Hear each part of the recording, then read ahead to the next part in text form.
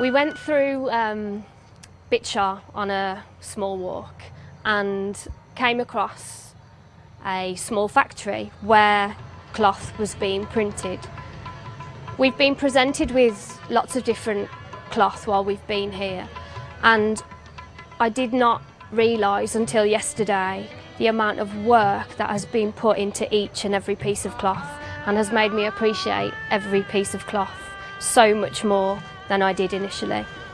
They were making the prints in the ink, and then they were using manure to cover it, to seal it, and then shaking that off, and then going through a different process in order to make lots and lots of different patterns on the material.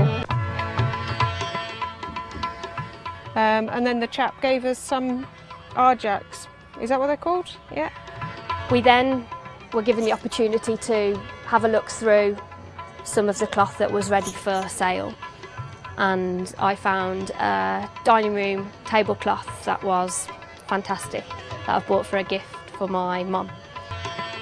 As we came out of the factory, there were 3 children just standing by a wall, and the eldest child must only have been 10 or 11, and she was carrying a very small baby and her younger brother with her. I couldn't help but go over and say hello, and they were extremely pleased, and so was I for them, for smiling and interacting that way.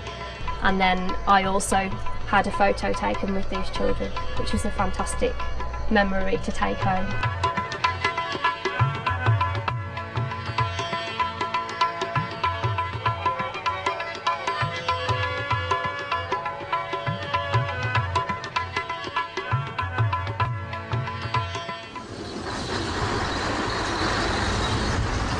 It's a real Sindhi tradition that you must fight hard, I think, not to lose. As the country develops, I guess you'll become hopefully not too westernised, and maintain those traditions. Long process. You know, there are very few of those processes left in England now, except in very specialist areas where we reproduce them. As a way of life, it doesn't exist anymore. So we have specialist areas, craft centres, where we revive the old traditions. But that was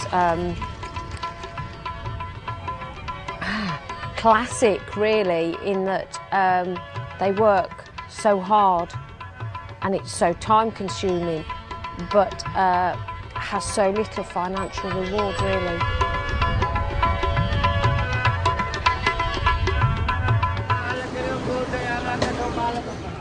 The boys' school, the Scouts' school, was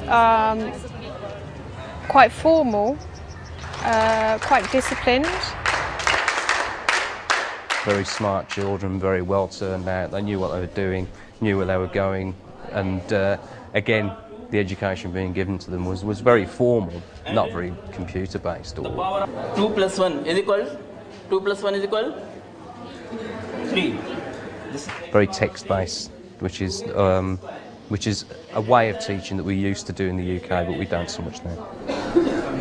There was a strong sense of identity, strong sense of nationality, and well structured in its approach to education.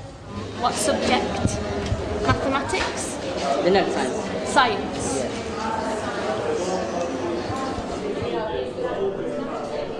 From what I've seen so far, there is a very strong sense of an understanding of what it is to be a good learner.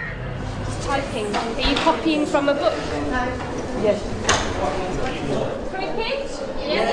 Or football? Yes. Which Cricket. is best? Yes. Cricket. Right. Have you seen this? This is, the classroom boards.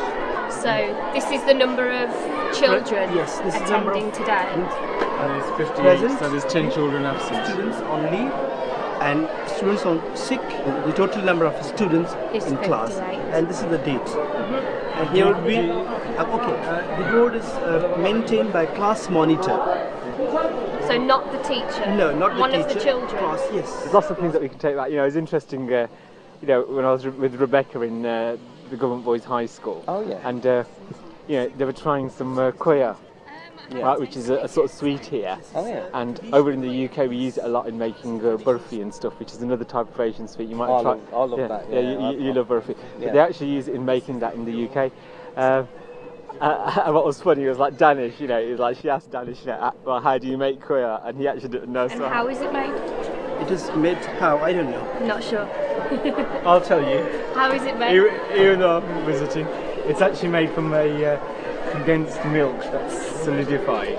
And in the UK, you know the Asian sweet how you make kuya, and then he was surprised because I think what they don't realise is like the amount of actual Pakistani culture we have got there. Yeah. You know, because they were surprised that we've got salwar kameez and stuff. Yes. Yeah, and like over there, people wear them on the street. Yeah. In all weathers, all seasons. In all weather, all seasons, all the time. But that shows that shows a certain national pride, but it Yeah. also shows. I'd seen the buses as we were driving around Pakistan and was itching to take a picture of one of the buses because the detail on the outside is just fantastic.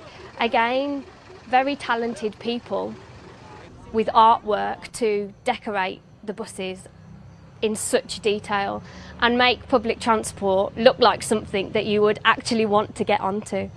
So a bus stopped. We jumped on and people were fantastic on the bus, got up and asked us to sit down. So we sat down and took a short ride on the bus. While we were on the bus, we were just amazed with the decoration on the inside as well as the outside. I did not imagine there to be decoration inside as well as out because I thought it would have taken so long to decorate the outside of the bus that there wouldn't have been time to decorate the inside.